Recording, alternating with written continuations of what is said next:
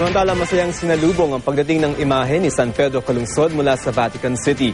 Dinala ang pilgrim statue sa University of Santo Tomas bilang panimula ng pagdalaw ng imahe sa iba't ibang lugar sa Pilipinas. Live mula sa Maynila, saksi si Isay Reyes. Isay.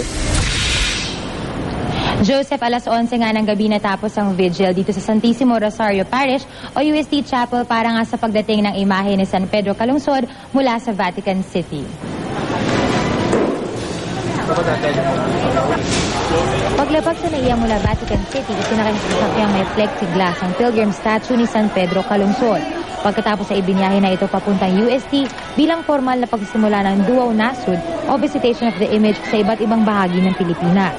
Dumating ang imahe pasado alas 7 ng gabi sa UST. These are the people who came here on their own, and then they know what they are attending and they are really here to pray. This one is very special in a sense that how often do we have a celebration in honor of a saint, lalo na the second Filipino saint. Isa sa mga nag-abang si Rachel Gabinete na itinuturing ang santo na mabuting ehemplo para sa lahat ng kabataan. Proud ako at saka super saya. Kasi yung opportunity na to, minsan mo lang magagrab na makikita mo yung image niya from Rome. Tapos, syempre, kabataan siya. So, kung siya, kaya niya sa tingin ko, baka kaya ko rin. Kasi gusto ko siyang tularan na ako kasi nagsuserve din ako sa simbahan.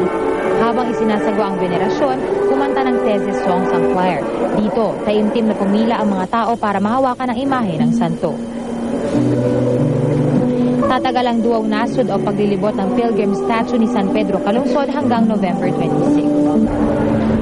Samantala, Joseph, bukas alas 7 ng umaga magkakaroon ng send-off mass dito pa rin sa Santissimo Rosario Parish at matapos ito ay dadalhin ang kanyang imahe sa Immaculate Conception Cathedral sa Pasig City. At mula dito sa Maynila, ako si Isay Reyes, ang inyong saksi.